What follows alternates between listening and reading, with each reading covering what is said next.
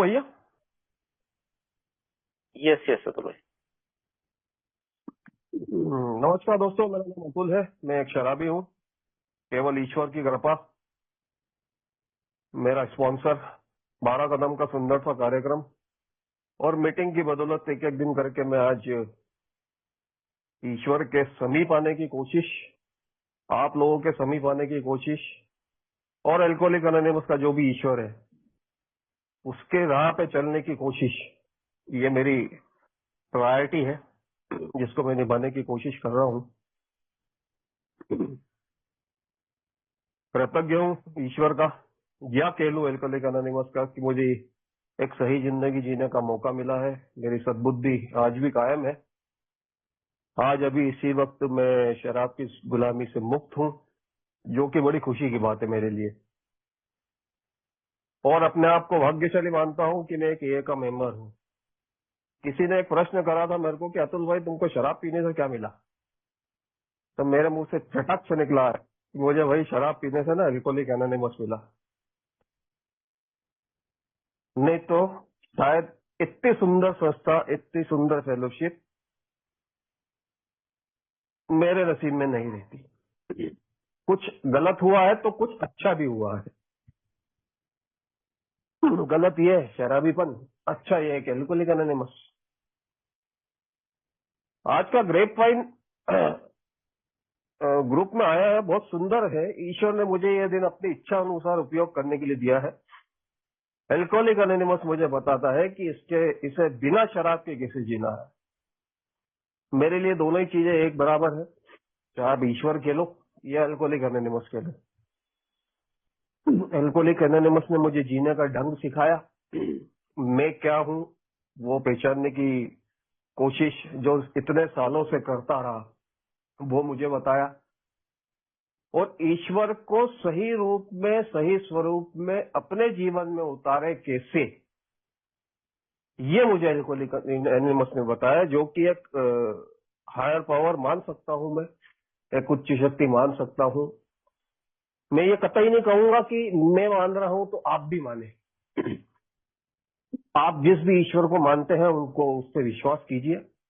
मेरा ये व्यक्तिगत मानना है कि एल्कोहलिक एनोनिमस मेरे लिए ईश्वर समान है। दोस्तों, एल्कोहलिक एनोनिमस में आने से पहले जो मेरा जीवन था उसमें ईश्वर का रूप स्वरूप जानना, पहचानना और समझना वो बहुत अलग तरह का था। बहुत अलग, डिफरेंट व्यू था मेरा, या कहने के दृष्टिकोण जो मेरा था ईश्वर को देखने का, समझने का, जानने का, मानने का, वो बहुत अलग था। थोड़ा सा मैं अपने आप को मेरे पीछे ले जाऊं, मेरे जिंदगी के बचपन से स्टार्ट करूं, जब तक स्कूलिंग तक, कॉलेज तक। बचपन में शरारत भी होती थी, मस्ती भी होती थी, बदमाशियां भी होती थी, स्कूल लेवल में भी होती थी। तो वहां मुझे सुनने को मिलता था मदर फादर से या मेरे एल्डर से या टीचर से कि ज्यादा मस्ती मत करो, अपनी पढ़ाई पे ध्यान दो, ज्यादा खेलकूद मत करो, अपनी पढ़ाई पे ध्यान दो, ज्यादा बदमाशियां मत करो, नहीं तो ईश्वर जो है, भगवान जो है ना, तुम्हें दंड देंगे, पनिश करेंगे और तुम्हारी परीक्षा लेंगे। ये पहला शब्द मुझे ईश्वर क्या है, ईश्वर क्या है, ये मुझे दूसरों के द्वारा, मेरे बड़ों के द्वारा मेरे कानों पे पड़ा कि ईश्वर जो है, अगर मैं कुछ गलत करूंगा तो मुझे दंड जरूर देंगे यार, मेरे को पनिश करेंगे। वो जो दो तीन शब्द मुझे सुनाई में दिए गए मेरे, उससे मेरे मन में डर भी हुआ कि ईश्वर से डरना चाहिए। क्योंकि ईश्वर, अगर माँ बाप बोल रहे हैं कि भगवान से डरो तो डरो।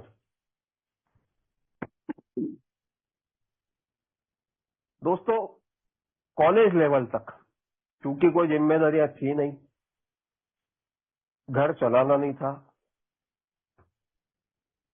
और किसी तरह की कोई समस्या नहीं थी, क्योंकि सारी समस्या, सारी जिम्मेदारी मदर फादर उठाते थे। एक जिम्मेदारी जरूर थी मेरी कि मुझे अच्छे से अच्छा पढ़ के एक स्टेबल आदमी बनना है। एक जिम्मेदारी जरूर थी। तो परीक्षा के दिनों में मैं लगभग भगवान को याद कर ही लिया करता था, जो कि सभी सभी करते हैं, कि भगवान मेरा पेपर अच्छा चला जाए। यहाँ से मांगने की क्रिया प्रक्रिया चालू हुई मेरी, कि भगवान से मांगो और भगवान पूरा करते हैं। ऐसा कुछ धारणा बन चुकी थी मेरी, या कुछ भी जरूरी काम हो तो भगवान ये काम कर देना, भगवान परीक्षा पास कर देना, पेपर अच्छा नहीं गया है।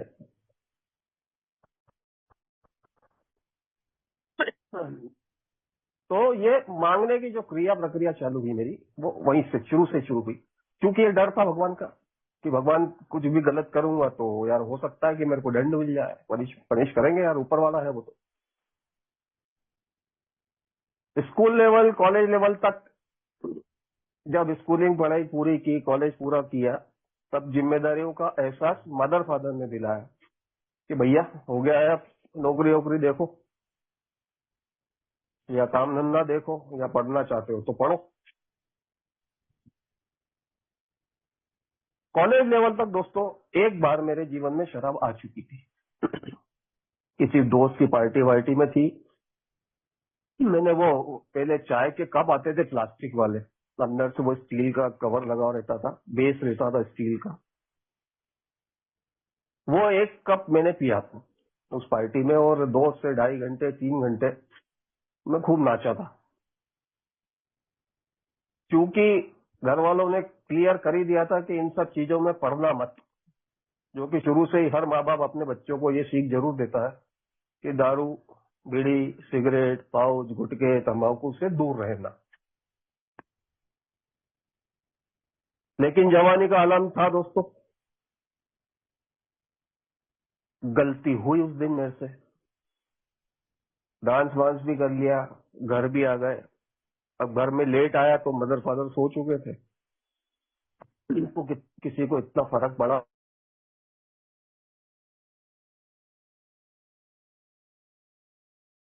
कि यार अतुल भाई गलत काम तो कर लिया है यार, ये अब नहीं करना।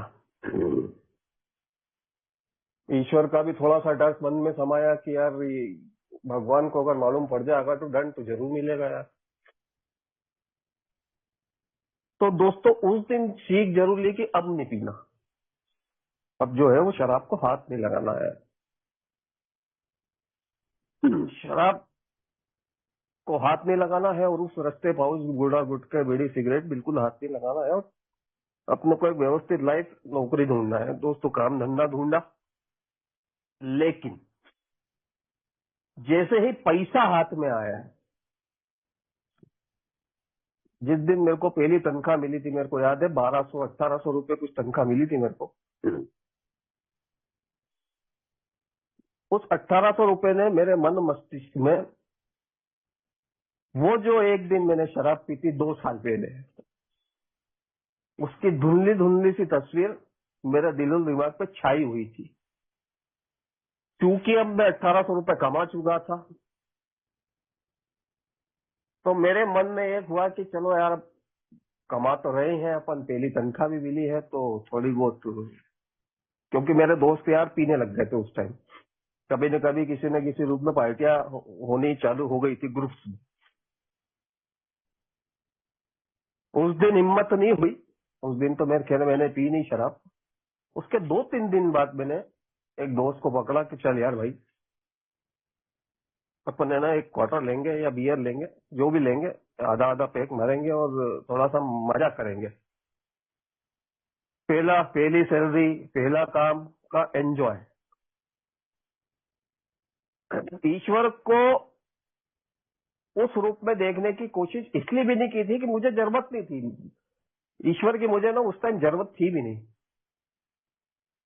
मंदिर में जाना, हाथ जोड़ लेना मेरे लिए उतना ही काफी था। या घर में दिवाली दशहरे पे पूजा होती थी तो वहां बैठ के हाथ जोड़ लेना उतना ही काफी था। उससे ज्यादा मैं ईश्वर की तरफ मेरा झांकने का, देखने का नजरिया कभी बना ही नहीं।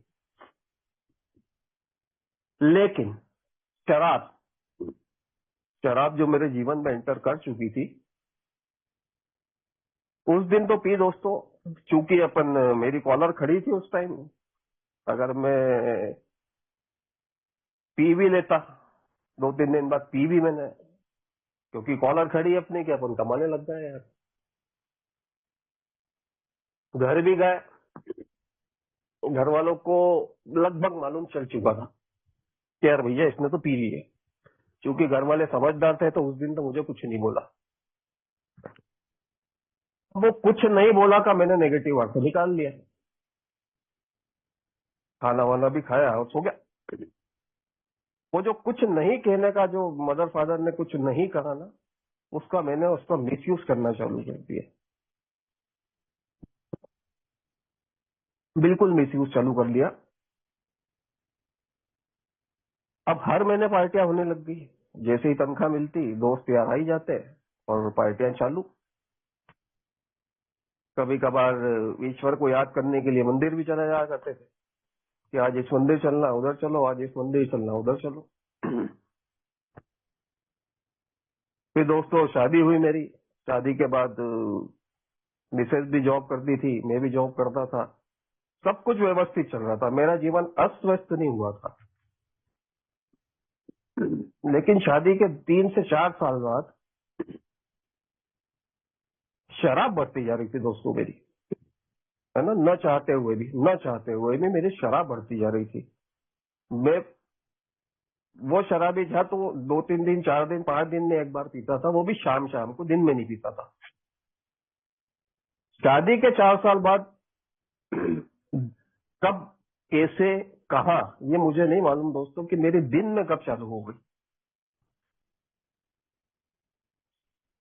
तो दिन में शराब चालू होती गई। काम धंधा छूट गया। स्थिति ये थी दोस्तों कि 3 महीने में नौकरी करता था, 3 महीने में घर बैठता था। और मिसेस जॉब करती थी, तो अपने को कोई टेंशन था ही नहीं कि घर तो चले जाएगा। शराब नहीं रुकी जब काम नहीं था तब भी नहीं रुकी, जब काम था तब भी नहीं रुकी। ईश्वर का रूप स्वरूप जैसा जैसा मैंने अपने धारणा में बना रखा था, वैसा का वैसी अभी भी चल रहा है। कि मेरे को जरूरत होगी तो मैं ईश्वर को से मांग लूंगा, वो दे या ना दे, उसका टेंशन नहीं पड़ रहा था मैं। देगा तो बहुत अच्छी बात है, नहीं देगा तो कंप्लेंट की लिस्ट मेरे पास पड़ी है।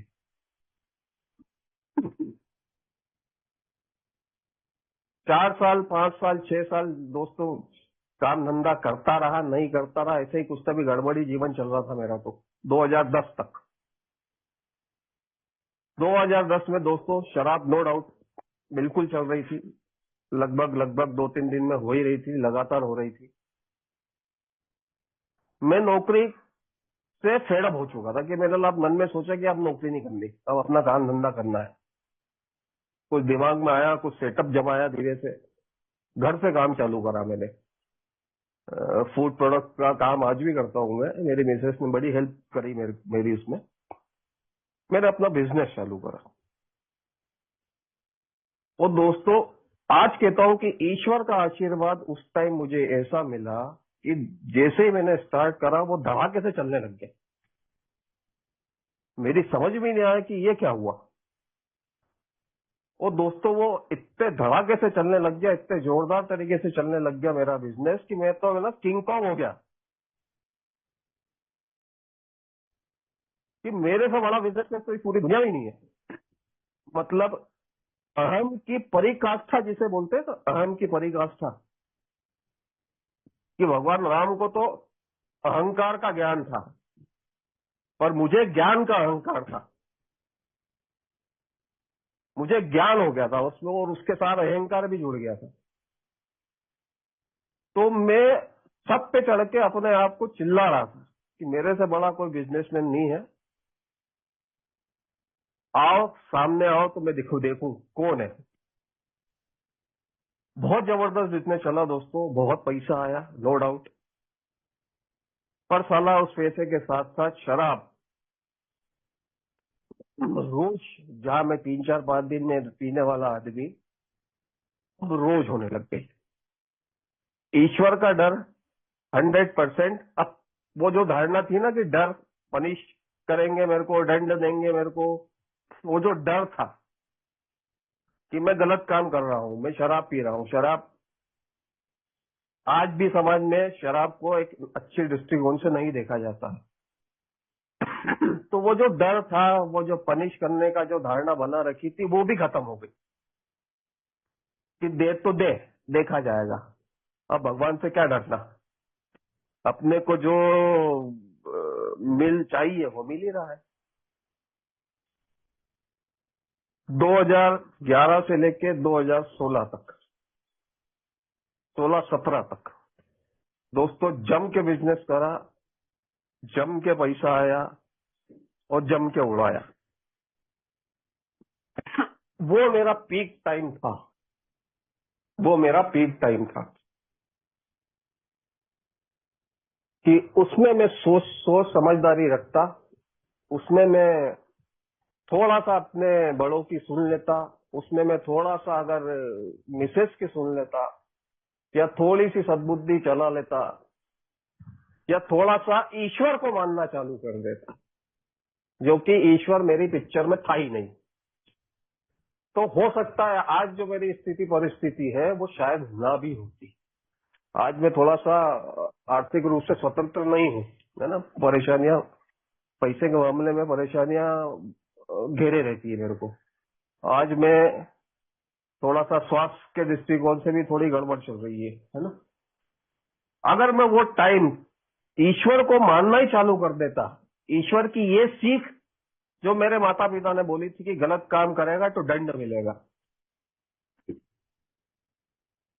वो ही ध्यान रख लेता, या थोड़ा सा डर ही अपने मन में रख लेता कि नहीं यार अपन भगवान के नजर में ना गलत काम कर रहे हैं, तो भी मेरी जिंदगी शायद कर अच्छी होती। लेकिन इतना सोचने समझने के बावजूद भी, मैं सब कुछ आंखों से दिख रहा था, उसके बावजूद भी मैं उस चीज को रोक इसीलिए इसलिए नहीं रोक सका उसको दोस्तों, कि शराब जो मेरे जीवन में इतनी तेजी से बढ़ती जा रही थी, बढ़ती जा रही थी, बढ़ती जा रही थी। चतुर, चालाक और मायावी कहा गया है शराब को। उसने अपने आगोश में इतनी तेजी से लेना चालू करा दोस्तों, मुझे सोचने समझने की भी परख ही नहीं थी कि यार एक्चुअल में मैं कर क्या रहा हूं, ये क्या क्या मतलब। सुबह से लेकर शाम तक अगर मैं पी भी रहा हूं तो मैं क्यों पी रहा हूं, ये मेरी समझ से बाहर हो चुकी थी। बढ़िया। और घर से काम चालू करा था, काम मेरा लास्ट फैक्ट्री ले ली थी मैंने, 4 वर्कर आते थे मेरे यहाँ। तो वो सब चीजें मुझे एक अच्छे रूप में लेना चाहिए था, एक ऐसे सक्सेसफुल बिजनेस के रूप में, वो मैंने सब गलत रूप में ले लिया उसको। और दोस्तों 2016 तक बढ़िया बिजनेस चला मेरा।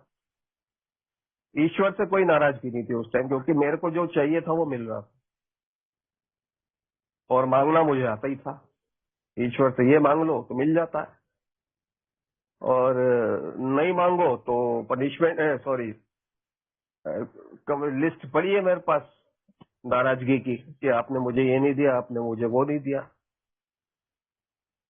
आया वो टाइम भी आया दोस्तों, जब बिजनेस अच्छा चलने के बावजूद मैं कुछ कर नहीं सका। शराब ने पूरी तरह से मुझे जकड़ना चालू कर दिया, पूरी तरह से 100% मैं एक शराबी बन चुका था। बिजनेस में अप्स एंड डाउन्स होते हैं दोस्तों। अगर मेरे को जो भी दोस्त भाई सुन रहे हैं तो उसमें कोई बिजनेसमैन होंगे तो वो अच्छी तरह समझते हैं कि बिजनेस में अप्स एंड डाउन्स होते रहते हैं।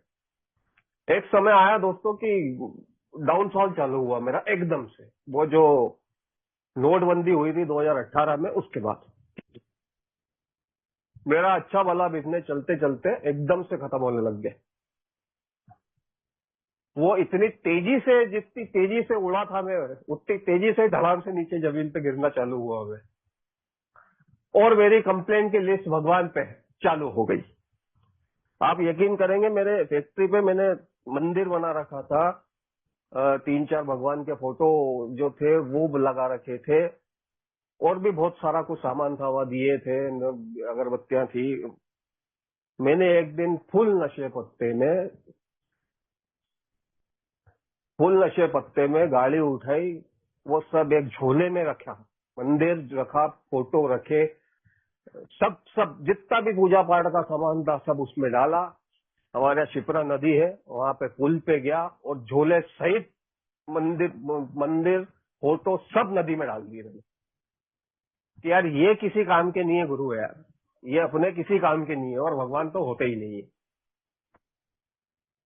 इतना नाराज हो चुका था मैं उनसे, सिर्फ एक छोटी सी बात पे कि वो मेरा बिजनेस नहीं चल रहा है, और उसके बेसिक लॉजिक था शराब। क्योंकि शराब ने मुझे सोचने समझने की मेरी पूरी शक्ति खत्म ही कर दी थी। अब जब मैं अपने आप को ही समझ नहीं पा रहा था, तो मैं ईश्वर को कैसे समझता। दोस्तों, ये आलम इसी तरह चलता रहा। 18, 19, 20 में कुछ थोड़ी बहुत समझदारी आई थी मेरे को कि यार अतुल भाई, ये जो शराब है, सबसे पहला झटका दोस्तों मुझे लगा जब मेरे शराब ने मेरे व्यवहार को कचरा करना चालू कर दिया था। वहां से सबसे पहला रॉक बॉटम मेरा वही है। एज सच मेरा कोई नुकसान ऐसा ऐसा नहीं हुआ है कि मेरे भाइयों की शेयरिंग में सुनता हूं तो बहुत कुछ मेरे सामने आता है। एज सच मेरा नुकसान नहीं हुआ, नो डाउट। पैसे का बहुत जबरदस्त नुकसान हुआ है। फैक्ट्री थी, कोरोना आ गया था दोस्तों, 2 साल कोरोना, आप भी जानते हैं बिजनेस की क्या हालत थी। 2 साल बिल्कुल बिजनेस चला ही नहीं मेरा, बंद ही था, मतलब मान के चलिए पूरा ही बंद था। फैक्ट्री थी वो बंद हो चुकी थी, और शराब चल रही थी। बिल्कुल शराब से तो मुझे विशेष प्रेम था। मेरे लिए हर समस्या का एक ही सॉल्यूशन था, शराब। मैं अपने व्यवहार को, अपने आचरण को, अपने बोलने के तरीके को और अपने सोचने समझने की शक्ति को पूरी तरीके से खो चुका था मैंने मेरे शराबीपन में पिताजी पे हाथ उठाया। मैंने मेरे शराबीपन में मेरी मिसेस को कई बार हाथ उठाया। बस एक एक थोड़ी सी गलती नहीं हुई कि मैंने बच्चों पे हाथ नहीं उठा पाया। मैं आई डोंट नो ये कैसे हुआ, नहीं तो मैं वो भी कर देता। और एक नहीं दोस्तों, हजारों बार। मेरे लिए मदर फादर की खुन्नस का level up to the height, up to the height मतलब उसके कोई हाइट ही नहीं थी। आप जहां तक नजर दौड़ाए आसमान तरफ, वहां तक खुन्नस थी मेरी। वो इस तरह से हो गई थी कि आप लोगों ने मेरा ध्यान नहीं रखा, इसलिए स्थिति मेरी ऐसी है। शराब को मैं दोष नहीं दे रहा था दोस्तों, तब तक मैं शराब को, एल्कोहलिक अनोनिमस में आने से पहले, तब तक मैं किसी को दोष नहीं दे रहा था, और शराब को तो बिल्कुल ही नहीं दे रहा था। क्योंकि ऐसा मेरा मानना था कि शराब सेवन से मेरे ना क्या बोलते हैं, मेरा देखने का अंदाज बदल जाता था। जैसे कि बिग बुक में लिखा गया है ना कि two faces, every alcoholic is a two faces man. शराब पीने से पहले का जो चरित्र था मेरा, और शराब पीने के बाद का चरित्र था, वो मेल ही नहीं खाता था कहीं से कहीं तक। लेकिन दोस्तों, गड़बड़ कहां से चालू हुई कि या मैं शराब पीऊं या ना पीऊं, मेरा व्यवहार सेम टू सेम एक जैसा ही होने लग गया था। ईश्वर का कॉन्सेप्ट, जैसे कि मैंने आपको बताया कि जिस दिन मैंने वो फोटो और वो सब फेंक दिए थे, नदी में प्रवाहित कर दिए थे, तब से मेरा ईश्वर का कंसेप्ट ही खत्म हो गया था। मैंने ईश्वर को मानना बंद ही कर दिया था। ऐसा नहीं है कि मैं शराब से परेशान नहीं था, या शराब ने मेरे जीवन में उथल पुथल नहीं मचा रखी थी। दोस्तों, सब दिख रहा था मेरे को, सब दिख रहा था, एक एक डिस्ट्रक्शन दिख रहा था मेरे को कि मेरे साथ एक्चुअल में हो क्या रहा है, और उसके पीछे कौन है ये भी समझ में आ रही थी। मेरे दोस्त यार मेरे को बोलते थे, मेरी मिसेज मेरे को बोलती थी, मेरे मदर फादर मेरे को बोलते थे कि बंटी शराब छोड़ दे तो सब ठीक हो जाएगा। लेकिन बंटी शराब छोड़े तो छोड़े कैसे? मेरा निकनेम घर का बंटी है, तो शराब छोड़े तो छोड़े कैसे? कोई तरीका मुझे मालूम नहीं था। और ईमानदारी से बताऊं दोस्तों, मुझे छोड़ने की मेरी कोई ऐसे विशेष इच्छा थी भी नहीं, क्योंकि मैं कम पीने वाला शराबी था। 2-4 दिन 5 दिन में पीना पिया, नहीं पिया तो नहीं पिया। अब जब शराब ने पूरी तरीके से डिपेंडेंसी ओवर लिखा, तो बिग बुक में लिखा गया है कि शराब के ऊपर निर्भर, वो आखिर तक मेरी कहानी चलती रही। निर्भरता शराब के ऊपर। किसी भी काम को करने से पहले मैं पहले पीता था, फिर वो काम करता था। मुझे ऐसा लगता था कि यार जब तक मैं पीऊंगा नहीं ना, जब तक मेरा काम नहीं चलेगा। ईश्वर का कॉन्सेप्ट आज भी अभी तक मेरे जीवन में नहीं आया था। वो घर वालों को कहने के हिसाब से मंदिर चले जाया करता था, और मंदिर में जाके भी वही एक ही रामायण थी, मांगना। भगवान मेरे को ये दे दे, भगवान मेरी स्थिति ठीक कर दे, भगवान मेरी परिस्थिति ठीक कर दे, भगवान मुझे पैसे दे दे, भगवान मेरा स्वास्थ्य सही कर दे, भगवान मुझे मेरा धंधा अच्छा कर दे। मतलब कुल मिला के मुझे मंदिर भी जाता था तो मैं सिर्फ और सिर्फ अपने स्वार्थ के लिए कि मुझे मांगना आता है, बस। और चूंकि मुझे मांगना आता है, अपने पीक लेवल पे मैं खुद भगवान बना बैठा था। किसी को कुछ समझने की कोशिश की ही नहीं मैंने। तो मैं ईश्वर को पहचानूंगा कैसे? क्योंकि मेरे पास तो कोई रास्ता था ही नहीं कि ईश्वर को किस रूप में देखूं। जिस रूप में मैंने देखा था, दंड के रूप में देखा था कि दंड देंगे, पनिश करेंगे मेरे को, तो वो एक डर हमेशा मन में समाया रहा।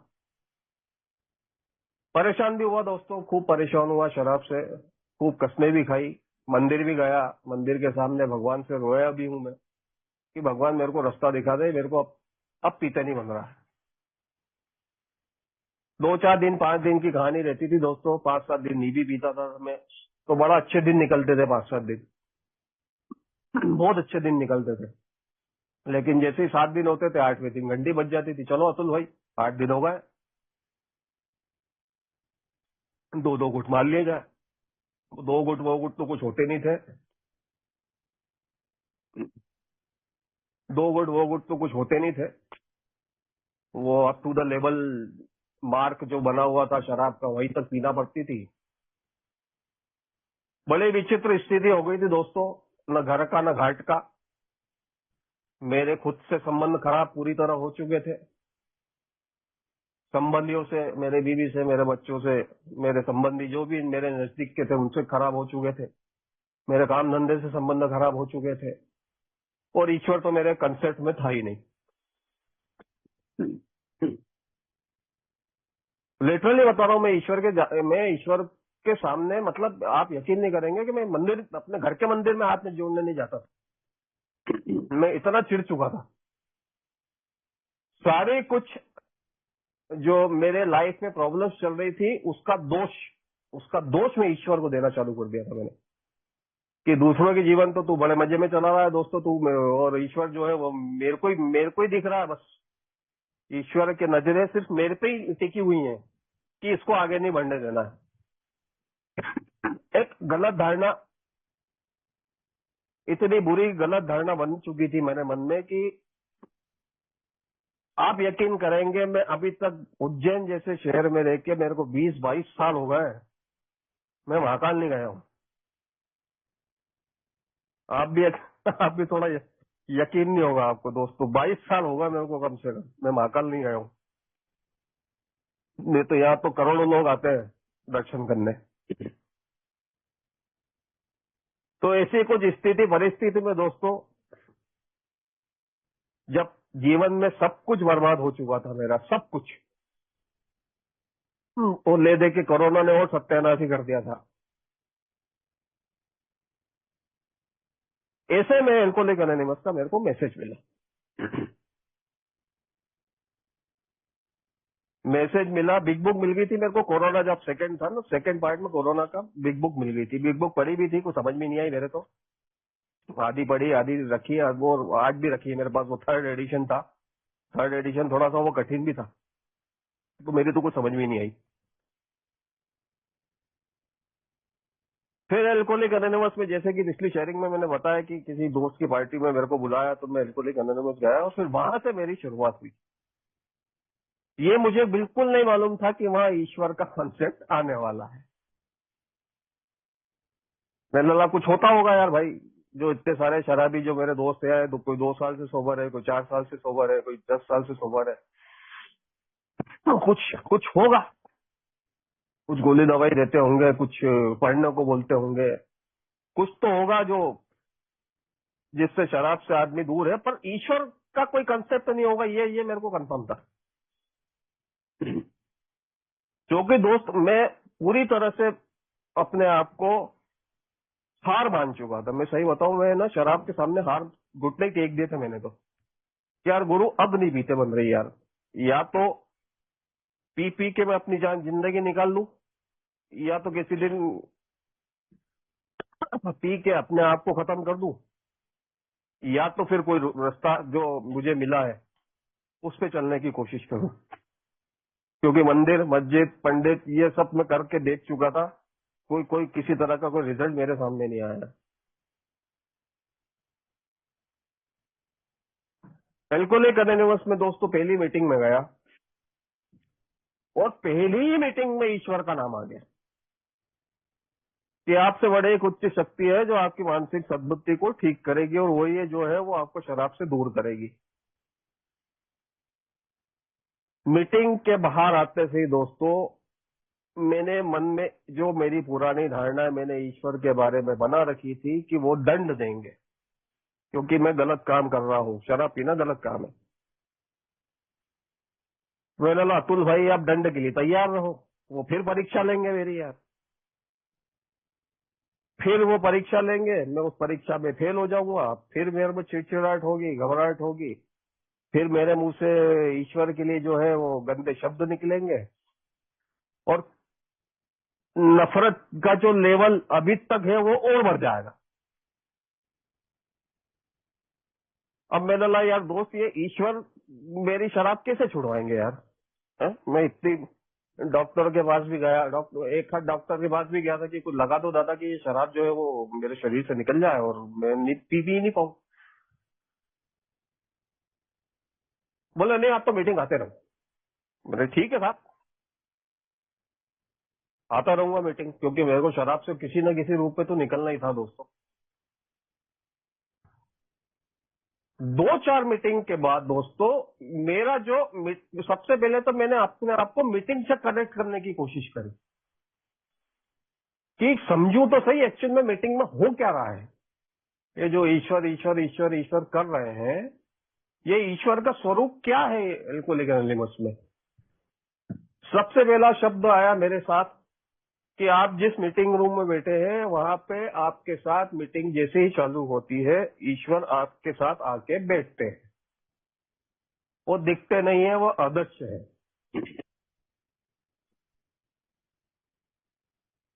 मैंने ठीक है साहब, बिल्कुल ईश्वर को मैंने आज तक नहीं देखा, अभी भी नहीं दिखेंगे मेरे को तो।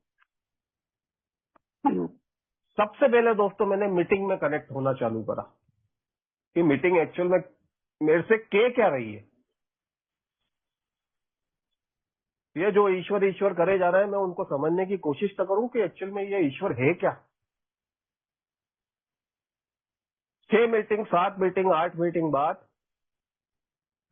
हल्के से मेरे जीवन में एक चीज समझ में आना चालू हुई।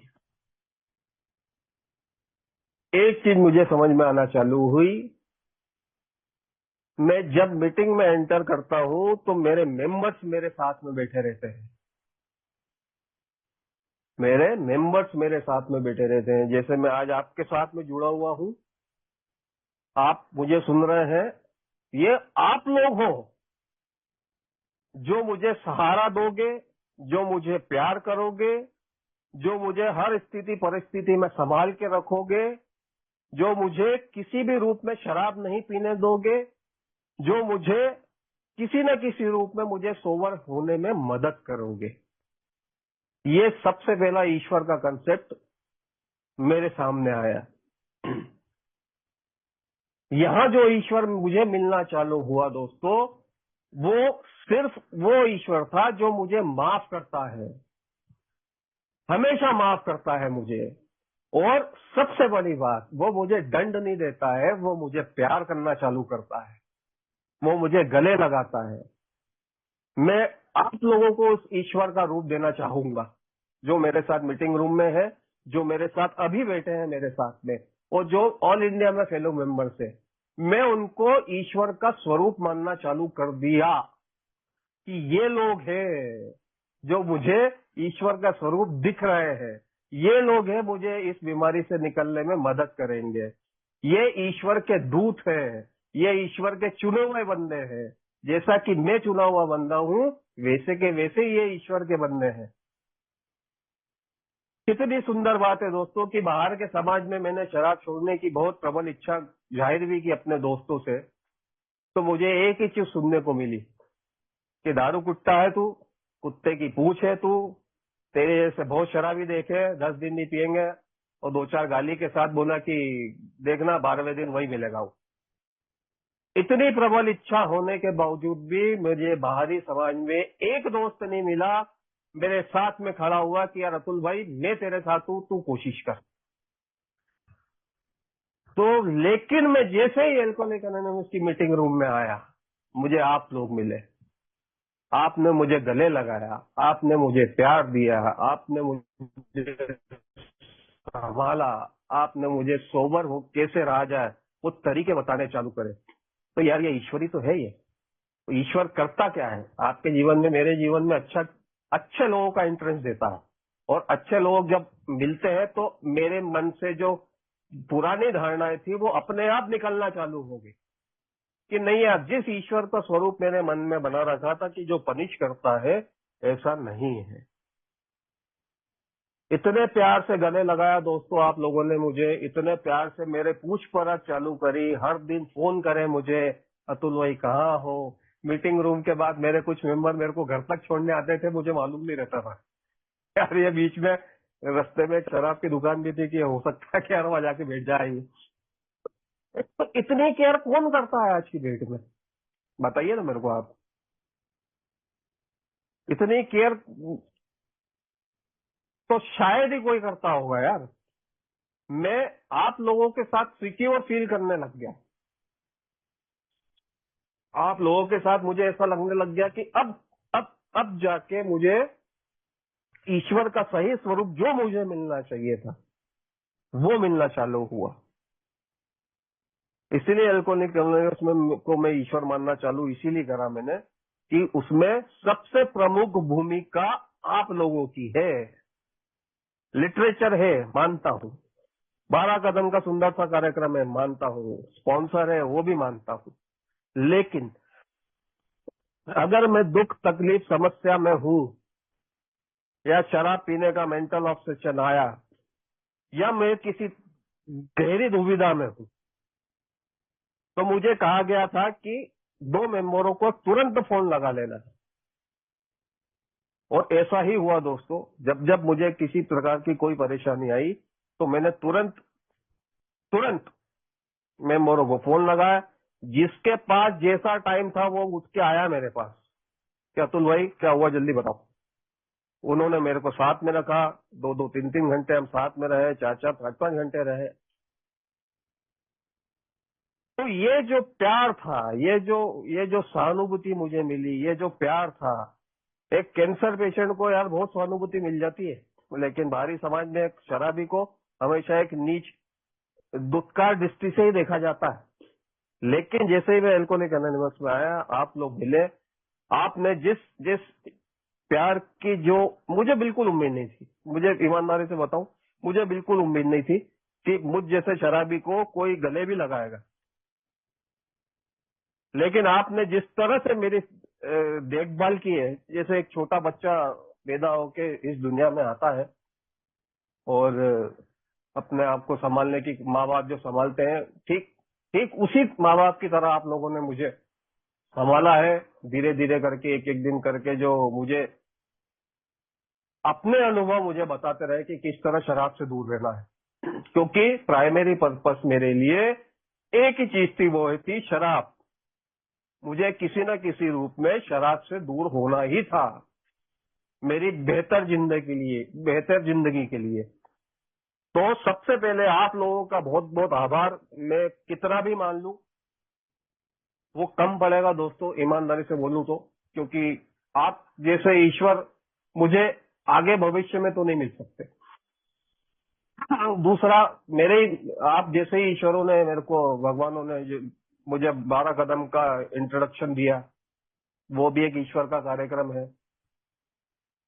स्पॉन्सर दिया, वो भी एक ईश्वर का दूत, ईश्वर का मेंबर मानता हूं मैं उसको, जो मुझे संभालता भी है, जो मुझे मुझे मेरी समस्याओं को से निपटने का तरीका भी बताता है,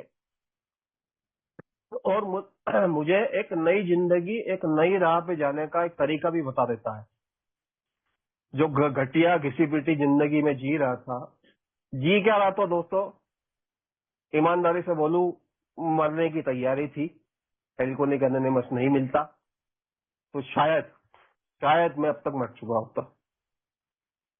12 कदम का सुंदर सा कार्यक्रम मेरे सामने आया, स्पॉन्सर आए, बिग बुक आई, मीटिंग्स आई, ये सब सब सब ईश्वर की तो रूप है यार। ये 12 कदम इस पूरा ईश्वर का कार्यक्रम है, 1 से लेके 12 कदम तक। उसमें मुझे सरेंडर करना सिखाया, उसने मुझे ईश्वर क्या है वो उसका प्रतिरूप बताया, किस तरह से अपनी इच्छाओं को ईश्वर को सौंपना वो बताया, क्योंकि मेरी इच्छा अनंत है और मेरा जीवन ही मेरी इच्छा चला रही है। और जिस दिन मैं समझ जाऊंगा कि मेरा जीवन जो है वो ईश्वर चला रहा है, मैं सारी सारी दुविधाओं से मुक्त हो जाऊंगा। ये मुझे 12 कदम ने बताया। अपनी गलतियों को किसी और के सामने स्वीकार करना, ये मुझे 12 कदम ने बताया। मैं मुझ जैसा शराबी किसी के सामने झुकना झुकना तो छोड़ो, बात करना तक पसंद नहीं करता था, लेकिन मुझे झुकना सिखाया उसने। मुझे अपनी गलतियां कबूलना सिखाया। अपने चरित्र दोषों को सामने आईने की तरह देखता था मैं, उन चरित्र दोषों को उनमें एक एक करके नजर गड़ा के देखने की इच्छा नहीं थी मेरी, क्योंकि मैं उन चरित्र दोषों के साथ खेलना पसंद करता था। मैं उन चरित्र दोषों को हटाना पसंद नहीं करता था। वो एक एक चरित्र दोष ईश्वर के हवाले करे कि भैया आप ही निकालो, मेरे मेरे बस के तो बाहर है।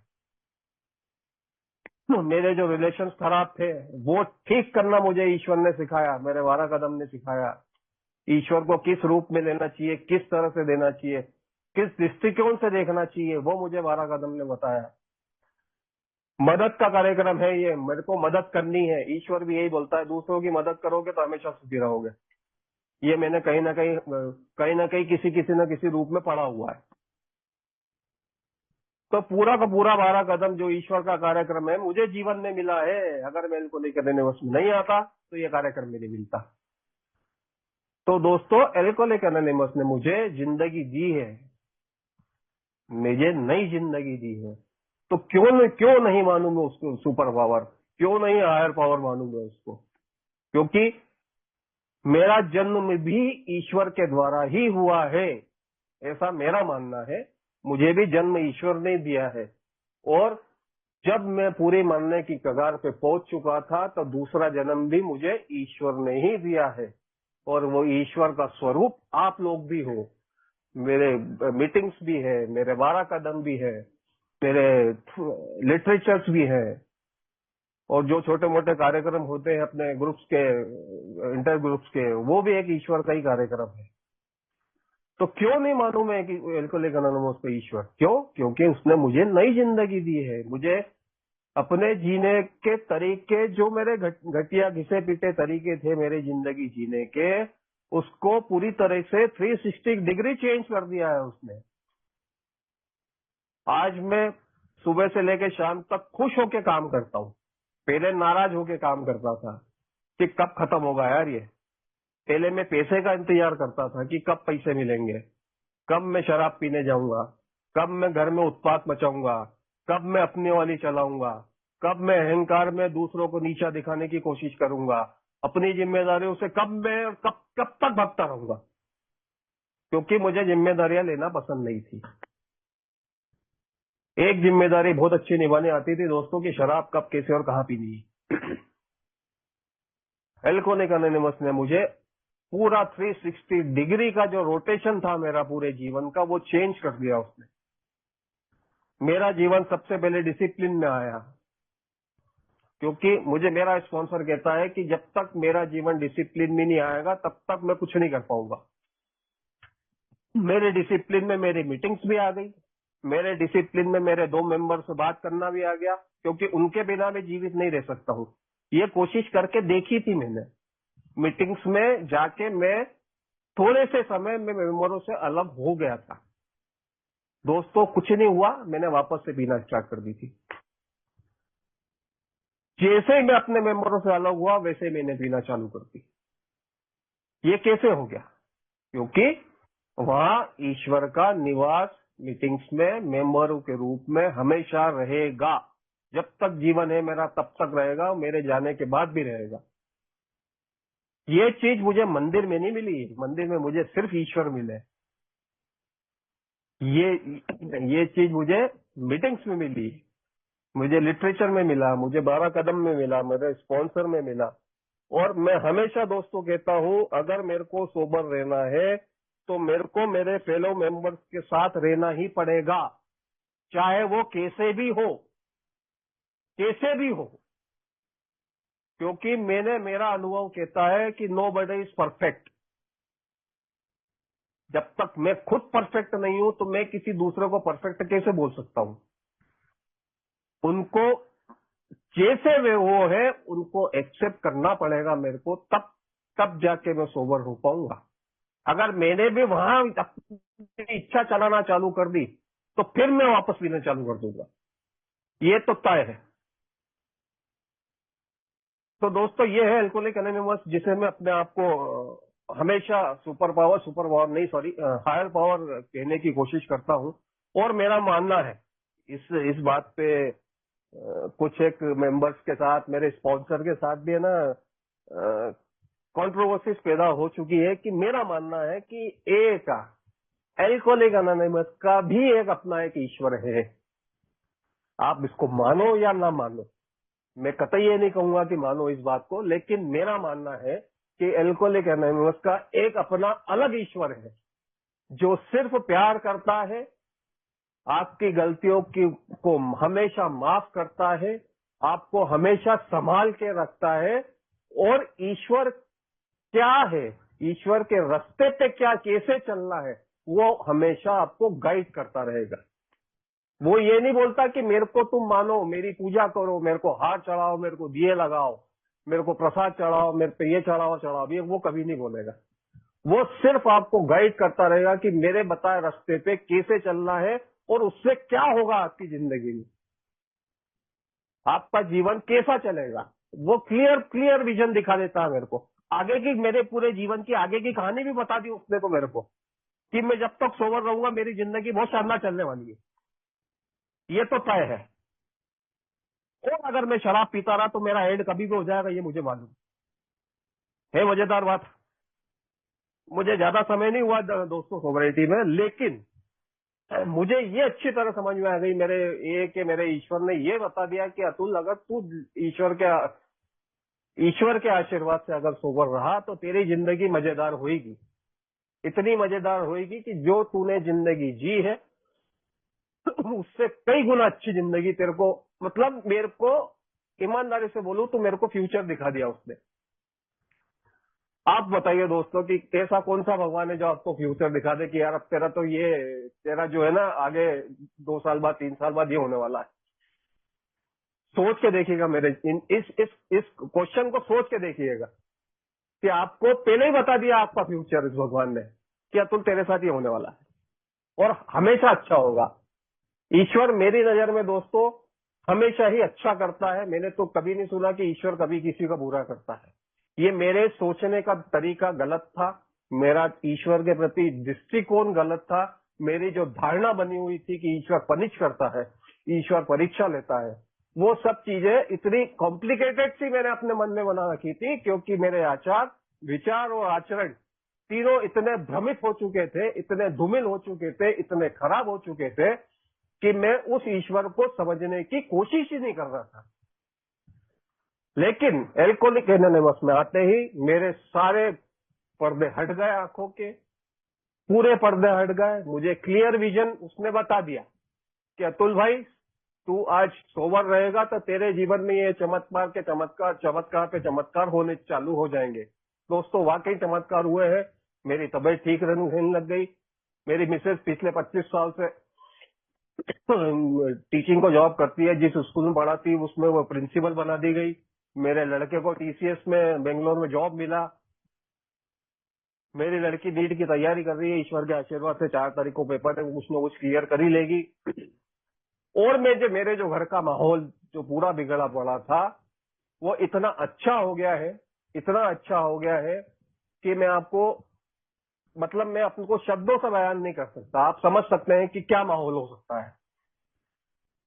तो ये क्लियर विजन मेरे को एल्कोहलिक एनोनिमस ने दे दिया, मेरे ईश्वर ने दे दिया, मेरे भगवान ने दे दिया कि भैया तू सोबर रहेगा तो ये चीजें तेरे जीवन में आती रहेंगी। हैप्पी, जॉयस और फ्री लाइफ जीने का जो मौका मुझे दिया है, उसको मैं एल्कोहलिक एनोनिमस के ईश्वर के साथ हमेशा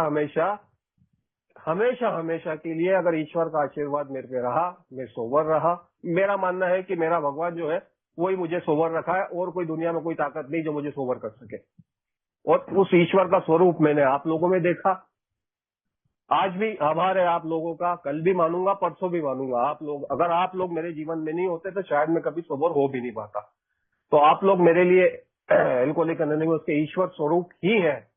मेरा लिटरेचर मेरा ईश्वर स्वरूप है, मेरा 12 कदम ईश्वर स्वरूप है, मेरे जो स्पॉन्सर है वो ईश्वर स्वरूप है। तो दोस्तों, सीधा क्लियर विजन है। ईश्वर के आशीर्वाद से जो मेरा डिसिप्लिन जीवन है उसमें मैं चलता रहूं, उसमें मीटिंग्स करता रहूं, प्रोग्राम फॉलो करता रहूं, स्पॉन्सर से बात करता रहूं, 2 मेंबर ऑफ टच में रहूं, और अपना जो जीवन है अब हमेशा के लिए अपने परिवार पे न्योछावर करने की कोशिश और जिम्मेदारी पूरी तरह से उठाने की कोशिश करता रहूं। तो दोस्तों, ये था मेरा आज alcoholic anonymous. Itself is a higher power.